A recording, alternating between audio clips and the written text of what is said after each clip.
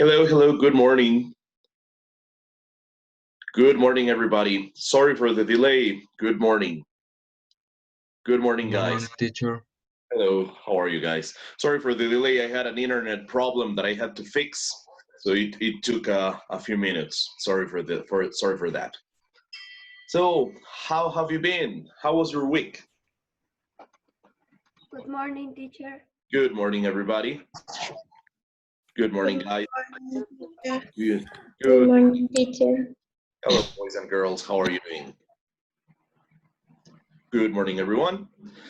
Once again, sorry for the delay, perdón por la demora. I had a connection problem. For some reason, my internet stopped working and then it came back. You know that happens sometimes. Well, how was your week? Tell me, what have you done during this week? How was your week, Talia?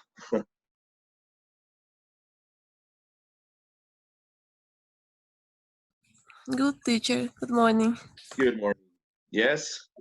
And what about you, Paulina? What have you done during the week? Lots of classes?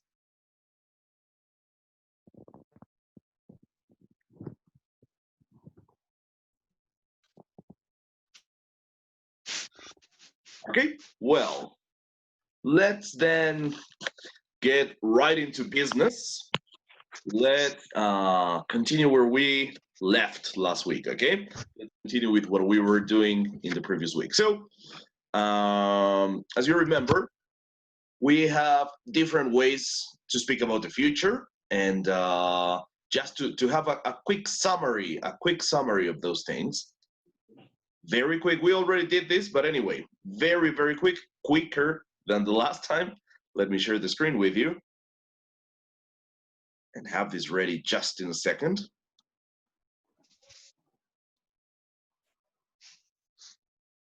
Okay, there we go.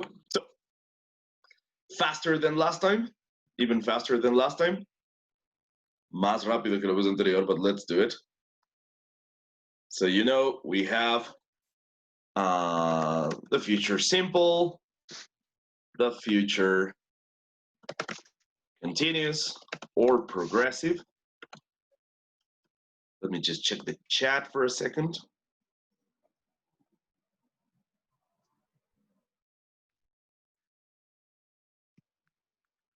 No, don't worry, Edson. Don't worry. It's okay. All right, so the future continuous or progressive and the future perfect. The future perfect. Just, by the way, no les estoy tomando lista en clases porque el Zoom de Cedia me registra las entradas. Entonces, para no perder algunos minutos valiosos en tomada de lista, lo que estoy haciendo es bajarme los reportes de que quedan registrados, pues no de quienes han entrado y tanta cosa. All right? So that, por si acaso, es esa la razón por la que no estoy tomando lista, pero sin embargo sí va quedando registrado quienes van asistiendo a clases, ¿no es cierto? Y si se les corta la conexión y luego vuelven a entrar o lo que sea, todo eso está, ¿sí? Todo eso está, right? So that is the thing, just in case. Okay, so we have these three kinds of futures, right? Okay, so the future simple, basic form of the future simple, you know what it is. So for example, an example, I will do my assignments later. I'm sorry. Yeah, this is fine. I don't know why is it correcting me. So I will do my assignments later. Haré mis trabajos, mis deberes después, ¿no es cierto? Simple. Now, the future continuous or progressive, you know, I will be doing my assignments, right? So what is, I will be doing my assignments. Arriba me comí una N, that's the reason. So that is why. Okay, so what is how do you say this in Spanish? I will be doing my assignments. How do you say that?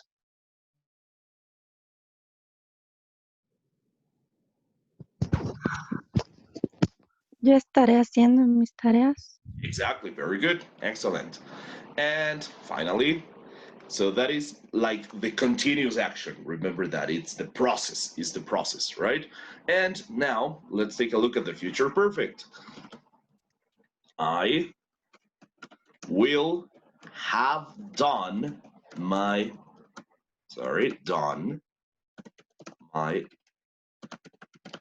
assignments. I will have done my assignments. What is the meaning of this one? Yo tendré hecho mis trabajos. deberes. Yes, correct. Very good, very good. Yo tendré hecho o yo habré hecho. Yo habré hecho mis deberes, mis trabajos. Entonces ya van, para el momento en el que estoy hablando, para ese futuro en el que estoy hablando, ya van a estar hechas las cosas. Estoy hablando de un futuro donde las otras cosas ya van a haber quedado atrás, ya van a haber terminado, ¿no es cierto? All right? So that is the big difference. Okay, very good. Y por supuesto también recordaremos que dentro del futuro simple, aparte del will, que es la forma base, pues también tenía el be going to, ¿no es cierto? También tenía el propio presente continuo para hablar de futuro. Todo eso que ya hemos visto en clases pasadas, ¿no es cierto? All right, very good. So now, let's go straight into your book for a moment.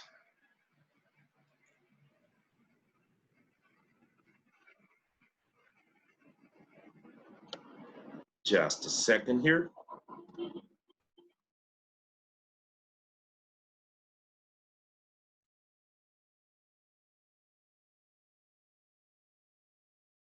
Sorry, my computer is a little bit slow today for some reason.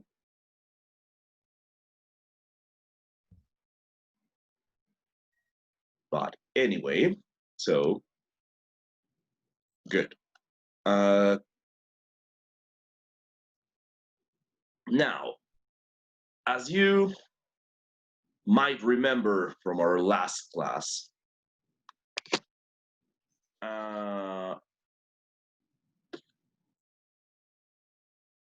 we did this exercise, right, in which we had to complete these sentences with the different types of futures.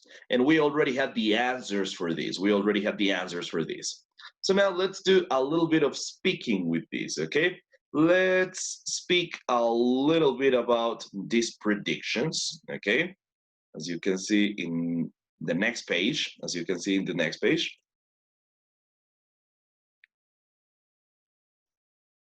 So let's discuss these predictions that we had in last class. Remember that we did this exercise?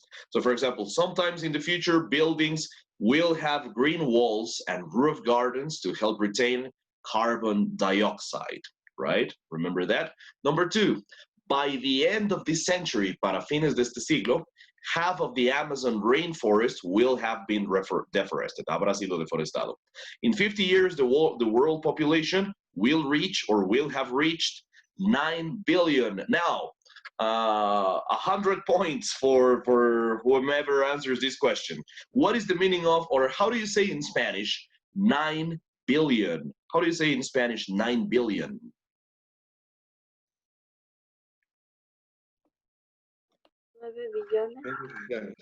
9 billones puede ser. Ahora, noten que ahí puede haber un poquito de confusión. 9.000 millones. Ajá, mejor, ¿no? Y la cuestión es que billón en español, la palabra billón tiene dos significados. Una puede ser 1.000 millones, pero la otra puede ser, y es la más frecuente de hecho en español, 1.000.000 de millones. Y al ser una cantidad tan inmensa, pues 1.000.000 de millones, 12 ceros por ahí, pues no es una palabra tan usada en español como billion en inglés, a pesar de que se traduce como billón si quieren ustedes, pero en inglés se utiliza muchísimo más el billion porque bien, como acaban de decir ahora, pues es más bien un billón, siempre en inglés 1.000 millones. Por ende, nosotros en español tendemos a utilizar eso.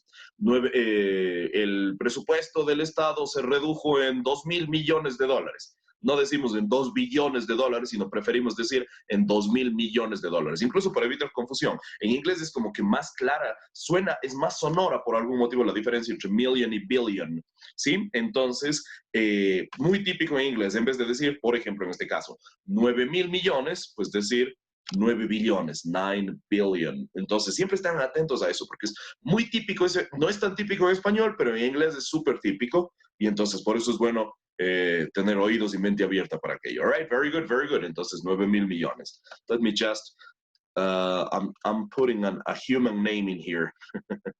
because I'm Zoom 303. And I always start like that, but let me just change my name. All right, very good. That looks better.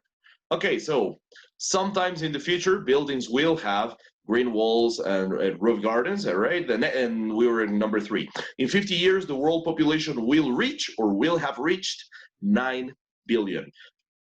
Noten la sutil diferencia de pronunciación entre la forma base del verbo reach, versus el participio. Pasado simple o participio puede ser igual, en este caso es un participio, ¿no? Reached. Recuerden, no se pronuncia reached, ¿no?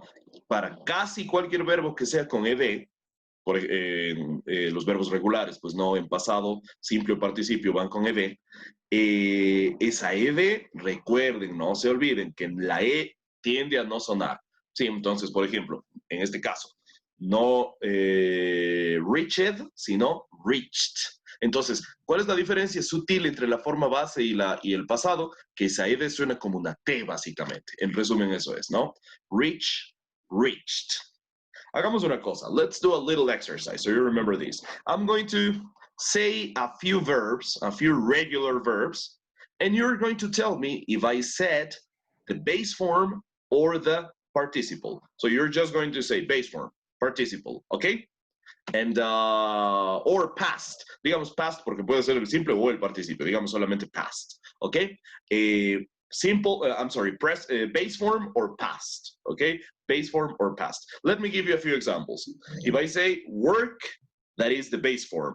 But if I say worked, that is the past, okay? If I say play, base form. If I say played, that is past. If I say look, base form. If I say looked, past, okay? Do you get it? So you only have to say base form or past. Are you ready? Yes. All right, very good. Let me just... Sorry, a little bit of a sneeze there. Okay, listen to me, listen to me. Played. Past. Very good, very good. Look. Base form. Yes, very good, base form.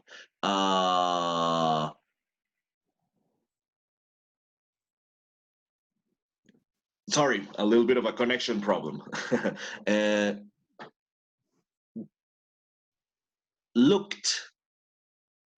Past. Past. Very good. Work. Base form. Base form. Yes, that's right, base form. Play. Base form. Reached. Past. Past. That's right. So as you can see, the difference is very subtle. Subtly se escribe eso, ¿no? Pero subtle, sutil. The difference is very subtle, muy sutil. Learned. Past. Very good, very good. Noten, dije learned, no learn. ¿No es cierto? Bien sutil la diferencia. Cuando la escuchan, la diferencia es mucho más sutil que cuando la leen. If you read it, that ED is going to be jumping in front of your eyes. Si al leer esa ED va a estar saltando frente a sus ojos, pues, ¿no es cierto? But if you hear it, es simplemente toda esa ED que ven escrita, es solo t, t. Ese es el sonido y nada más, ¿no es cierto? La excepción son los verbos que de antemano terminan en T o en D, porque es más o menos es el sonido de la ED, pues, ¿no es cierto? Por ejemplo, ¿cuál es el pasado? What is the past of want?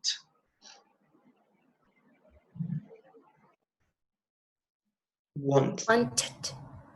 En este caso, ahí sí va a sonar la E. Como want ya termina en T y es difícil hacerle otro sonido más, pues ahí sí vamos a hacer wanted o wanted, all right? British English, wanted. American English, wanted. Entonces, en ese caso, como termina en T, ahí sí le hacemos sonar esa E, ¿no? O si termina en D de dedo, por ejemplo, how do you say necesitar in English? Needed. Need. Exacto, need y correcto. El pasado de una vez ya sería needed, needed. Ahí sí suena la E. Solo cuando el verbo de antemano, el verbo base, si es que es un verbo regular, por supuesto, si no, es de otra forma completamente, pero si es que es un verbo regular y de antemano termina en T o en D, solamente en esos casos, pues vamos a hacer sonar la E del ED, ¿sí? Entonces, por ejemplo, want, wanted, need, needed, start, empezar, ¿no es cierto? Start, como de antemano termina en T, started, started. Ahí sí suena la E, pero para los otros no. So, one word, now let me ask you and you tell me, okay? I give you the base form and you tell me the past, okay? What is the past of work? Worked. Worked, worked. No worked, sino worked, ¿cierto? Worked, very good. What is the past of look? Looked. Looked. Very good, looked. Uh-huh. What is the past of play? Played. Played. Played. What is the past of study? Studied. Studied. Studied. Yes, very good, studied. Uh-huh. What is the past of reach? Reached. Reached. Reached, correcto. No reached, sino reached, reached. Sí, y noten esto también, en los verbos en los que el sonido del final es como un sonido vocal, por ejemplo, play, study. Claro, ustedes me dirán, pero la Y, la Y es consonante. Sí, en español le consideramos así, pero en inglés tiene como dos sonidos de esa Y, bueno, en español también, de hecho, pero en inglés cuando suena como la I, pues es un sonido vocal, ¿cierto? Por ejemplo, en play, ¿sí? Play. Entonces, si lo que tengo al final del verbo es un sonido vocal, como en play, como en study, if what I have at the end of the verb is a vocal sound, like in study or like in play, so then the sound of ed is like d. El sonido de la ed, en ese caso, cuando el sonido, el final del verbo es un sonido vocal, pues el sonido de la ed es como más hacia d, pero la D del inglés, pues no, un gringo con acento no dice dedo, sino dedo, ¿no es cierto? Entonces es la D del inglés. Entonces el pasado de play, played, played, como una D, D, ¿sí? Played. El pasado de study, studied, studied, ¿sí? Pero si el sonido final de un verbo es un sonido consonante, por ejemplo, work, que termina en K, pues, ¿no es cierto? Work.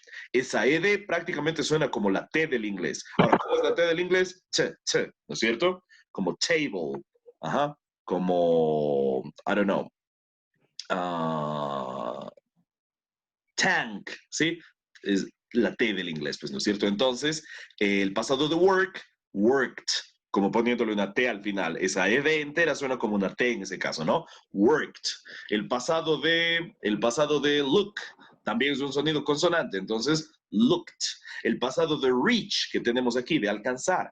La CH también es un sonido consonante en inglés, pues, ¿no? Reach. Entonces, esa ed también nuevamente va a sonar como T. Reached, reached. All right? One more time, let's repeat. Reached.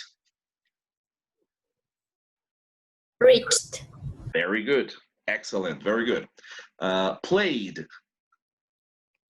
Played. Played. Yes, very good. Worked. Worked. Worked. Wanted. Wanted. Eso, ahí sí sonó la E porque era want el verbo base, ¿no es cierto? Noten esa cuestión. All right, very good. Needed. Needed. Needed. Very good. Awesome. So that is the thing. That is the thing. It is important for when you say things because you're going to be sounding with better pronunciation, with something that is more understandable for most English speakers. So it is important in that regard, but it is also very important because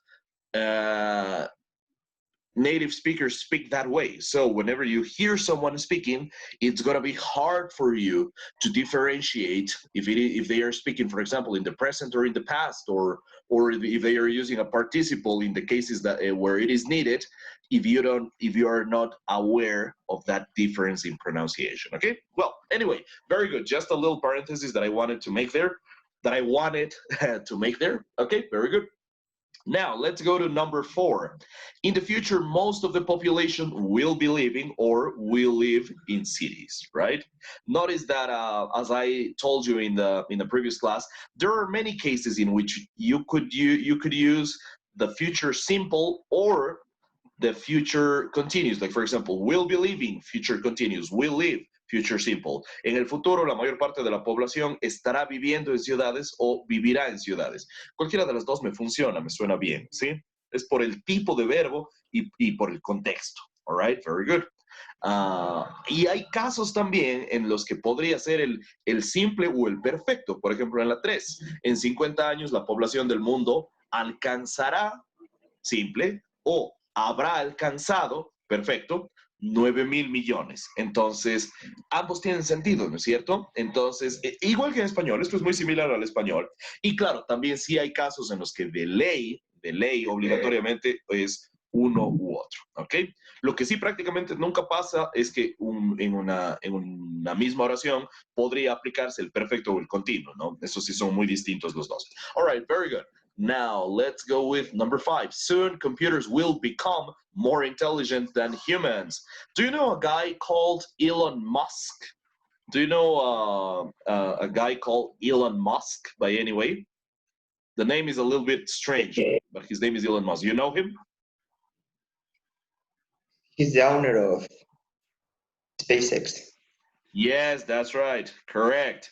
And also he invented PayPal and many internet apps and stuff. So that's right. That's right. So he's a scientist and a businessman and also a futurist. También es un futurista. So he has some interesting ideas about the future, right? He has some interesting ideas about the future. Well, anyway, let's now discutamos un poquito estas frases que tenemos, ¿sí? Discutamos un poquito estas frases que tenemos y piensen ustedes, ¿cuáles de estas consideran ustedes que serían más probables a futuro? Esto ya lo hicimos, pero repitamos un poquito esta actividad, ¿sí? Quisiera que lo practiquen mucho. I'd like you to practice this a lot. So, which of these activities, ¿cuáles de estas actividades, digamos, de estos hechos, which ones of these predictions do you think would be more likely in the future? ¿Creen ustedes que serían más probables a futuro? ¿Sí? Think about that for a second. Piensen en eso unos minutos. Think about that for a couple of minutes, and then I'll ask you individually to tell me what you think, okay? So for example, in the first one, sometime in the future, buildings will have green walls and roof gardens to help retain carbon dioxide. Do you think that is possible? And also tell me your reasons, okay? So I'll ask you individually, all right?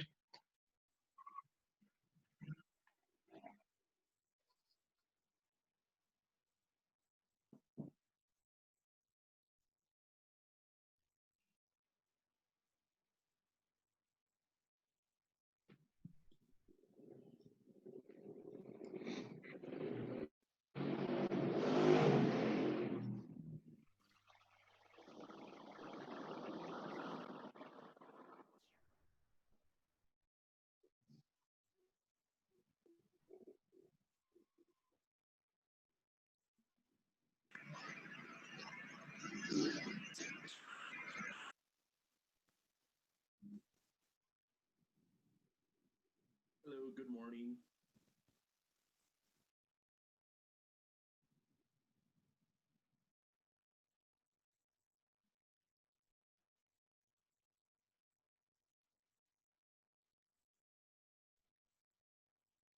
Have used robots in our house to. Well, I'm going to record the. We're going to tie vines to their ankles and jump off, and we're going to.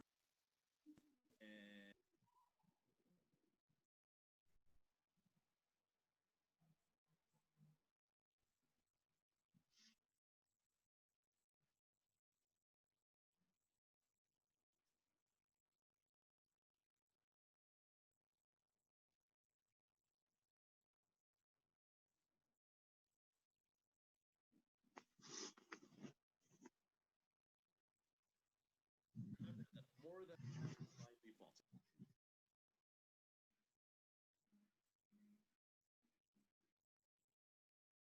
A. A, I learned the importance of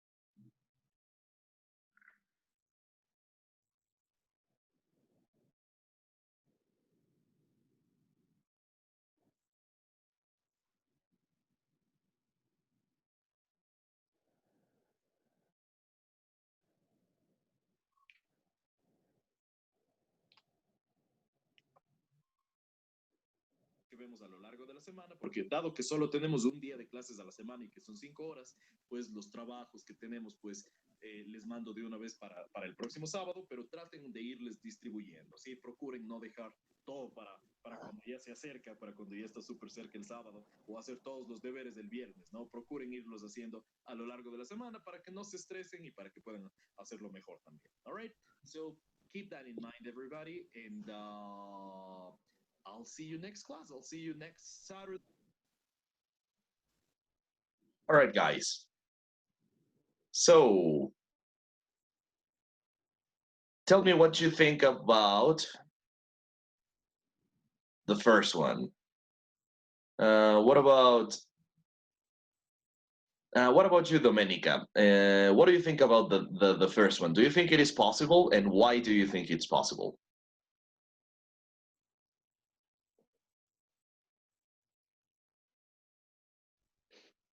Domenica, are you there?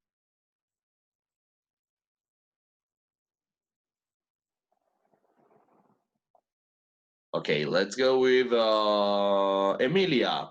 What do you think, Emilia Viles? What do you think about the first one? Sometime in the future, buildings will have green walls and roof gardens to help retain carbon dioxide. I have to translate. No, you have to tell me. You have to tell me if you think that this is possible and the reason.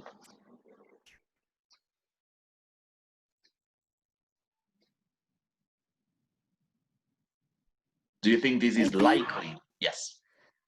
I think it could be possible.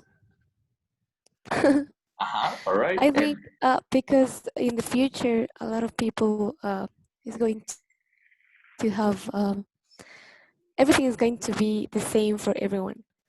Like, did you see the movies? Wally. So, I think that. All right. Good. Good. All right. Very good. Thanks, Emilia. Very good. Very good. Very good. Now, what about number 2? By the end of this century, half of the Amazon rainforest will have been deforested. What about you, Brian? Brian Guerra. What do you think about this one?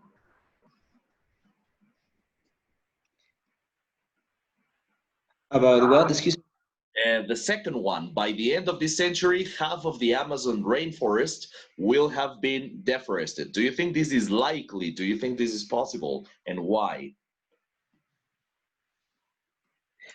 I think it's a little possible because people pretend to expand the city. Aha. Yeah, that's a very good reason right there.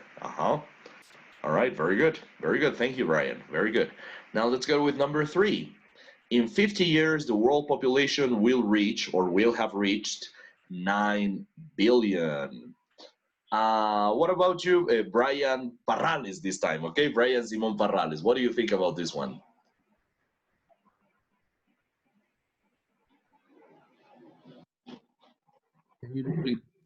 Yes. Yes, take a look at number 3.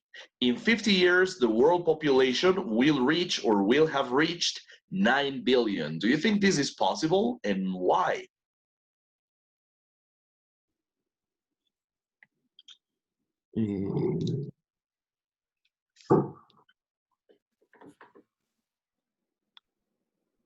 Yes, I think it will be possible. How good, and why do you think that? Mm. Es que no sé cómo hablarlo en inglés. All right, all right. Pensemos algo. ¿Por qué Entiendo, pensamos que profesor sí Lee. podría llegar? Digámoslo en español. ¿Por qué pensamos que sí podría llegar a los 9.000 millones? Que, o sea, no hay un control de natalidad o de eso, o sea, que la gente se siga reproduciendo, pues, ¿no? Porque cada vez que hacemos más. Okay, yeah, that's a very good reason, actually. That's a very good reason. Profe, ¿puedo hablar yo? Yeah, sure. Uh-huh.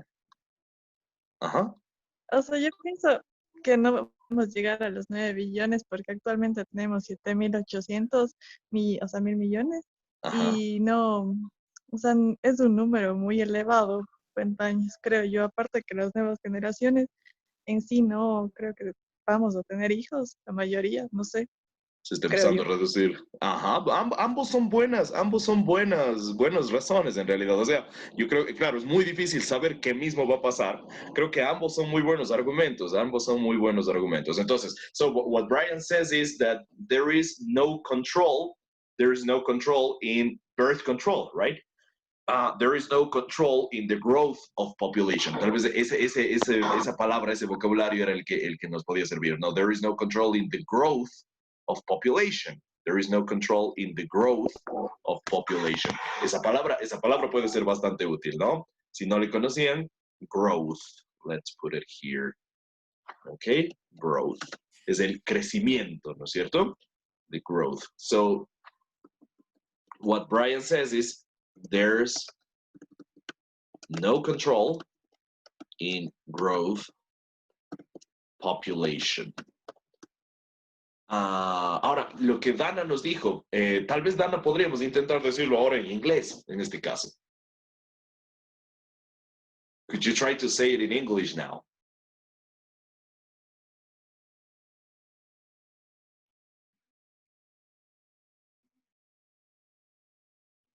Dana, are you there?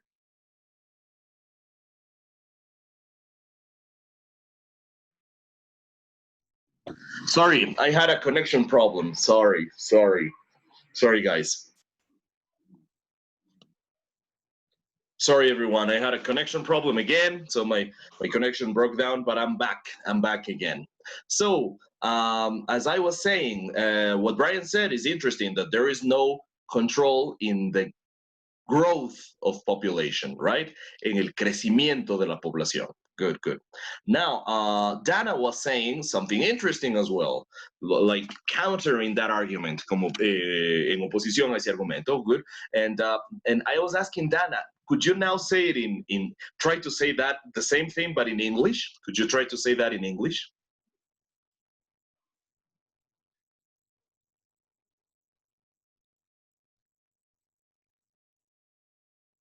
Are you there, Dana? Maybe Dana is also having some connection problem now. All right, so what Dana was saying is the following. Let me see, let me just share the screen again.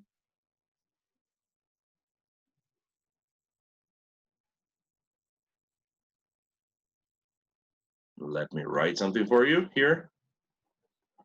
So what Dana was saying is that new generations, or current is actual, no? Current generations are not going to have children anymore.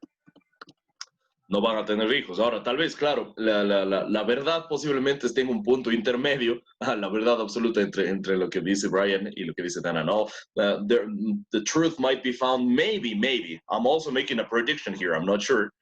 Perhaps it'll be a middle ground between what Dana suggests and what Brian suggests. So, yeah, 9 billion, who knows? Who knows, right? Who knows? Because yeah, there is another tendency now. There is another phenomenon with birth control and populations lessering. Okay, good. But that is the thing. Good. All right, good. So let's take a look at number 4. In the future, most of the population will be living in cities. In the future, most of the population will be living in cities. What do you think about this, Juan Vintimilla? What do you think about this? Hi, teacher. Hello. So, in number...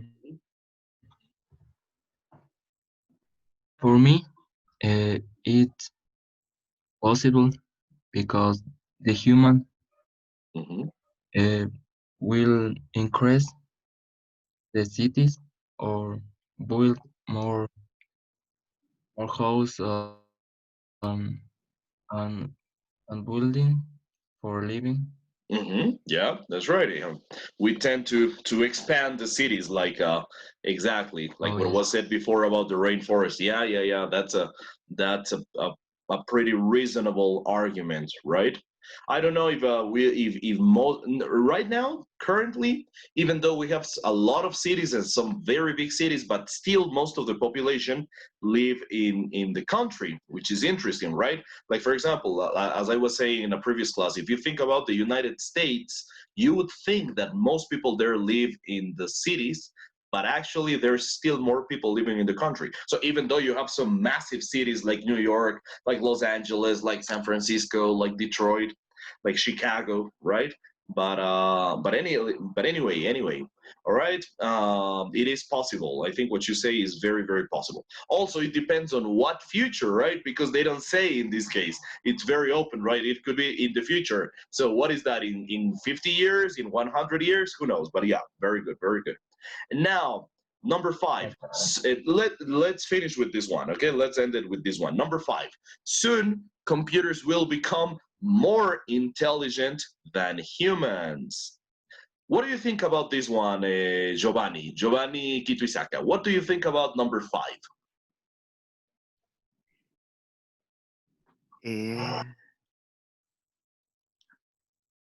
If it could be because computers will be being to replace workers because they perform and will not have labor requests. Okay, yeah, well, that's a possibility. That could happen, right? I mean, yeah, and that is happening actually, what you say, Giovanni. Yes, tell me. If we the expression soon, it's like a near future or distant future. If you say what expression, sorry? Soon. Soon. Well, that's like a near future. That's like a near future. But again, what is the near future can also be a little bit relative, right? Like, for example, if soon, just like in Spanish, pronto, no? That could be in 2 weeks or maybe in 5 years. It depends on the things that we were speaking about, right? Like, for example, if I tell you, soon I will explain you this. Soon I will explain you this. Maybe that means that it will be in 1 or 2 classes, right? So 1 or 2 weeks in our context. But if we say soon computers will become more intelligent than humans, probably they are referring to, I don't know, within the next 20 years, dentro de los próximos 20 años. Sería el futuro cercano, pero ese futuro cercano. So it's also very relative, you see. It's also very good question, though. Good question, but it's also very, very relative. Oh, okay. Thank you, teacher. You're welcome. Thank you for your question. It was a very good question. Anyway, now, so we did a little bit of a review about the future. I always like to go back a little bit to things we have already studied, and just so that we practice them a little bit more and we don't leave them there hanging, okay? Now, let's go back to where we were in our previous class. Let's also review this one more time, just a little bit. Okay, so we had these expressions. That are very, very common and very, very useful. So expressions to speak about time, right? Some of them are very easy, but some of them, well, you could argue that they could have a few differences between them, right? Like, for example, this one. What is the meaning of before? Very easy, but what, anyway, tell me, what is the, humor me, what is the meaning of before? Antes. And after? Pues. Once, what is the meaning of once? Una vez. What is the meaning of the moment? El momento. Momento, that's right. El momento, o en español a veces decimos en el momento, ¿no? That's right, but yeah, very good. What is the, this one is interesting, right? What is the meaning of as soon as? Tan pronto como. Tan pronto como, very good. Tan pronto como. Until, what is the meaning of until? Hasta. Hasta, very good. And what is the meaning of by the time? Para el momento. Para el momento, correcto, para el momento. O para cuándo también, ¿sí? Para el momento, para cuándo, ¿sí? So, in this case, for example, by the time, para el momento en el que fui a la universidad, by the time I went to college, o para el tiempo en el que fui a la universidad, también podría entenderse así, ¿no es cierto? I had already lived away from home. Yo ya había vivido lejos de casa, ¿no es cierto? All right, very good.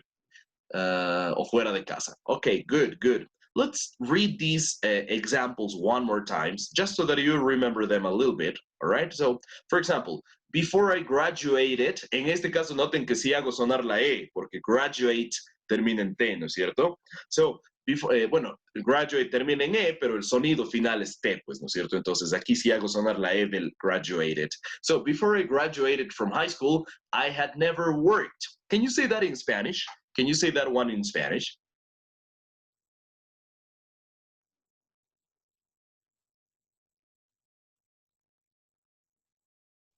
Can you translate that one to Spanish? Before I graduated. De la escuela, yo nunca había trabajado. Exacto. Antes de graduarme del colegio, yo nunca había trabajado. Muy bien, nunca había trabajado. Very good, very good. Now, this one. After I graduated, I went to Alaska to work as a fisherman. What is that in Spanish? Después de graduarme, fui a Alaska a trabajar como pescador. Exactly. Very good. Awesome. Now, the next one. Once I moved away from home, I learned, en este caso sí, noten la E no suena, ¿no es cierto? Learn termina en N, ¿sí? I learned, es casi como una T, ¿no es cierto? So once I moved away from home, I learned to take care of myself. What is that? Una vez que me mudé de casa, aprendí a cuidarme a mí mismo. Exactly. Very good. Excellent. Excellent. Now, the moment I moved away from home, I felt like a different person. What is that? It's just a little parenthesis before you continue. Noten igual aquí la pronunciación, ¿no? No moved, moved, moved. All right, very good. So what is this one? What is this one? El momento que me mudé de casa me sentí como una persona diferente. Exactly. Very good. Very good. Awesome. Now, as soon as I got my own bank account, I started, aquí sí la E suena, ¿no? Started, porque termina en T, ¿no? Sí, started, aquí sí suena la E. So, one more time. As soon as I got my own bank account, I started to be more responsible. What is that? Tan Pronto como conseguí mi propia cuenta de banco, empecé a hacer más. Yes, very good. Tan pronto como conseguí mi propia cuenta de banco, empecé a ser más responsable. Very good. Noten algo, ¿no? Noten que responsable se escribe muy similar al español, pero cambiamos una A por una I. Y este suele ser un error ortográfico medio típico, ¿no? So, responsible, responsible. Okay, very good. Now, this one. Until I moved to Alaska, I had never been away from home. What is the meaning of that?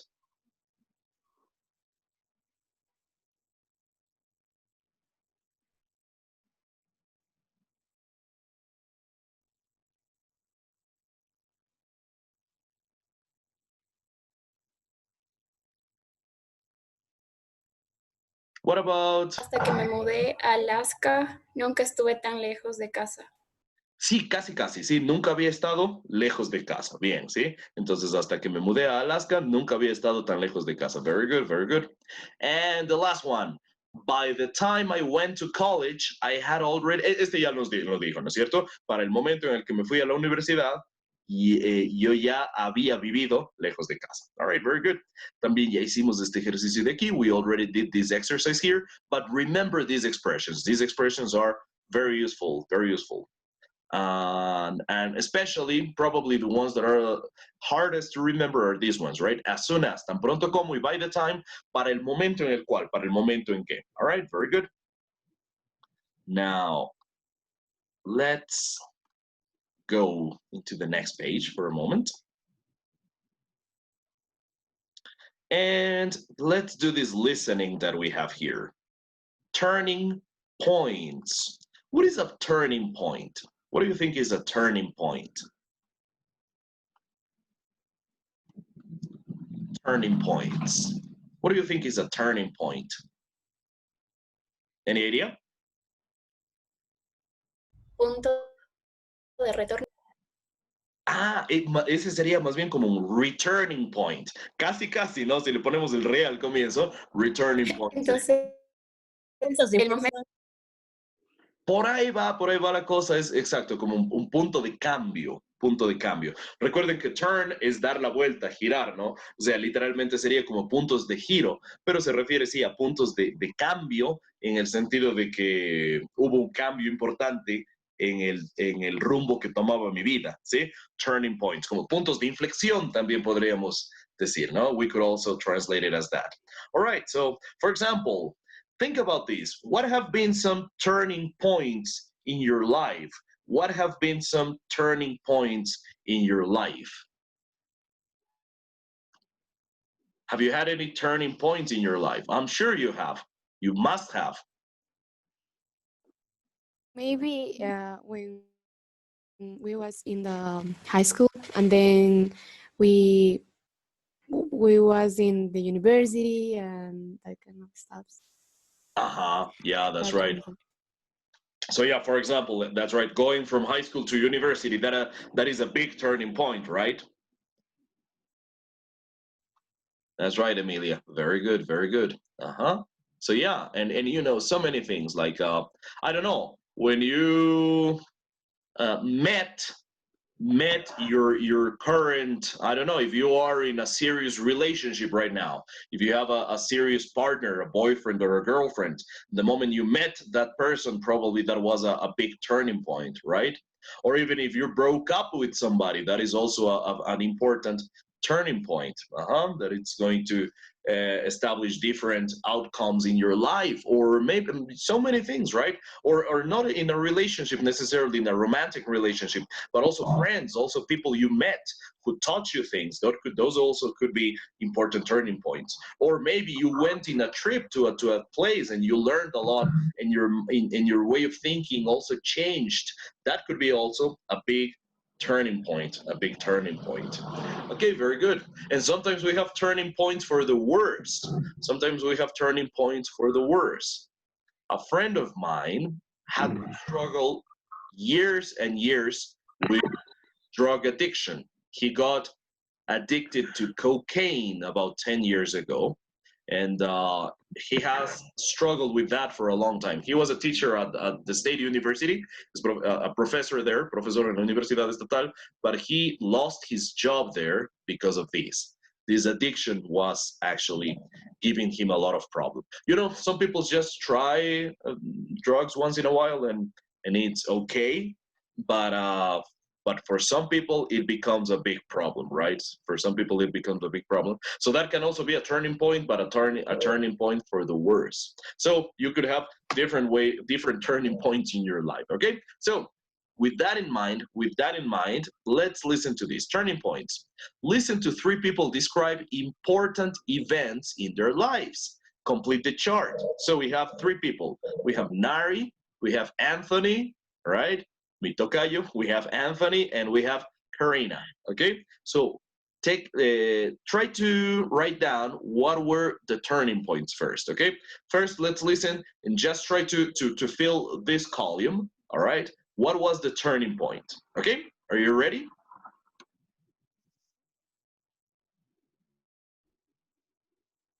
Are you ready?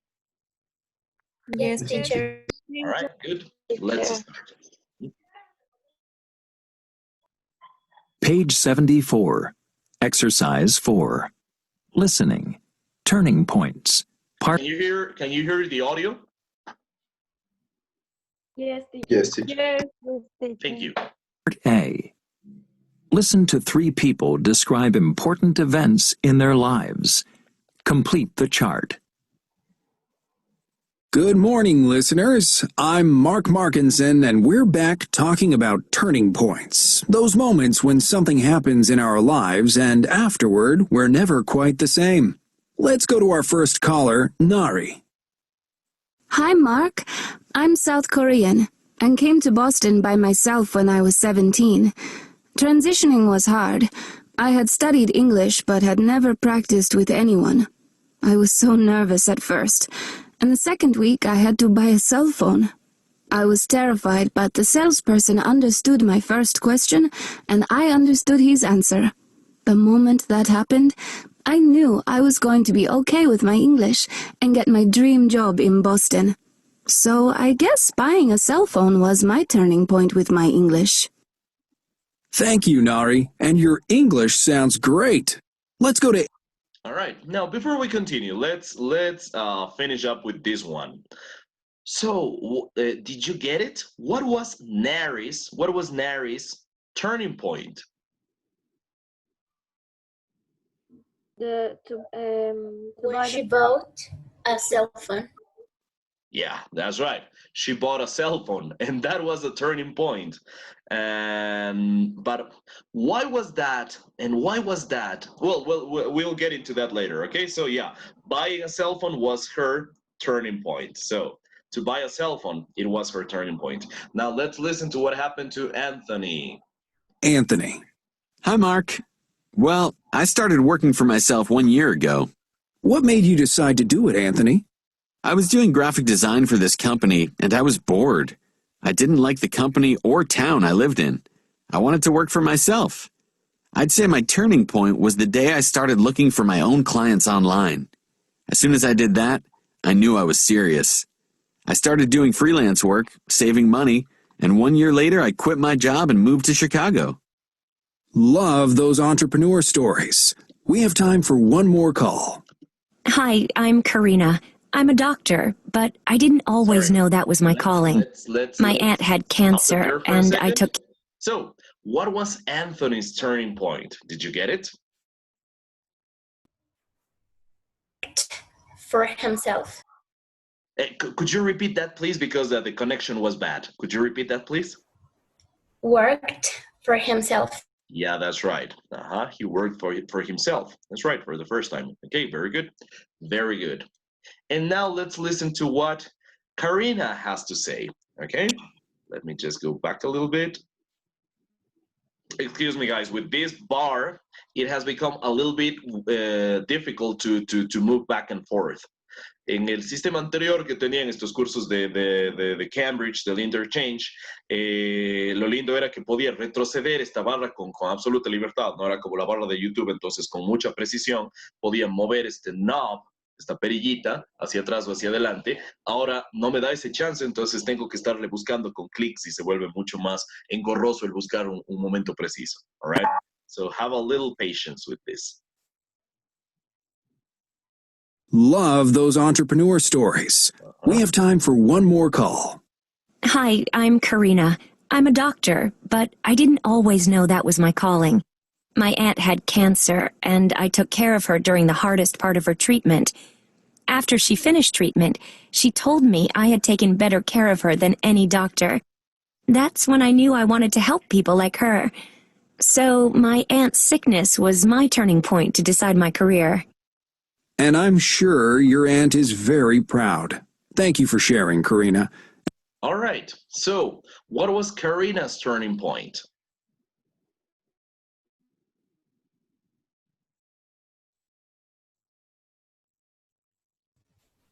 Her aunt had cancer, and she decided to travel with her.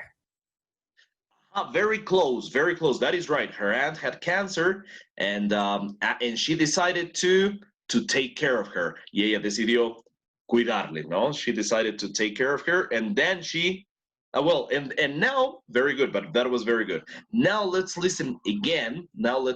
So yeah, remember that. So Nari's turning point. Let's just take a quick look at the answers here. Let me just. Puede ser que she doesn't know which career she wants to choose. She didn't know what career she wanted to choose. Originalmente no lo sabía en realidad, ¿no es cierto? Originalmente no sabía qué carrera quería, pero luego, pues finalmente se decidió por ser doctora. Why did she decide to be a doctor? Because of what happened with her aunt, right? Because of what happened with her aunt. Okay, so that was the thing. That was the thing that happened. Good. Let me just do something here. It's a little bit strange. What is happening? Está pasando algo un poquito raro que no suele pasar con las. Está un poquito atrancado el Zoom con el libro. But anyway, no me está dejando. Let me just fix this in a second. But yeah, that is the thing. So she initially she told us that she's a doctor, right? But she didn't mention the reason. Originally she didn't say what was the reason for her to become a doctor, and then she mentioned it, right? Then she mentioned it, and it was because of her aunt, right? It was because of her aunt, like you said. It's not letting me, por algún motivo no me está dejando. No me está dejando volver a poner play en el audio. Let me see if I can fix it, okay? Just a second, let's see if we can fix it. I'm gonna try one more time.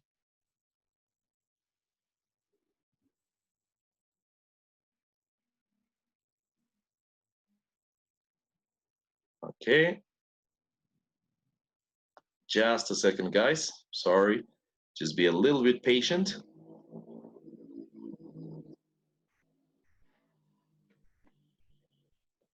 Nope, it's not letting me do anything. No me está dejando manejar el...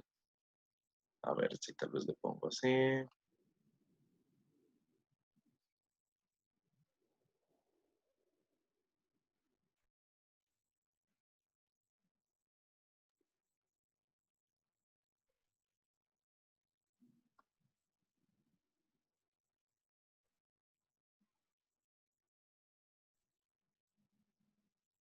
All right, we'll do something, guys. I'm gonna stop the meeting for a second and then I'll restart it, okay? Because Zoom is having a problem here and I'm not being able to share the screen properly, okay? It's not letting me handle anything here. So sometimes that happens, okay? So I'm just gonna stop the meeting and start it again right away, okay? Voy a parar la reunión un ratito, pero le inicio enseguida, solo para reiniciar el programa que está un tanto colgado y no me está dejando compartir bien, ¿sí? Okay, teacher. Thank you. Okay, Ciao. teacher.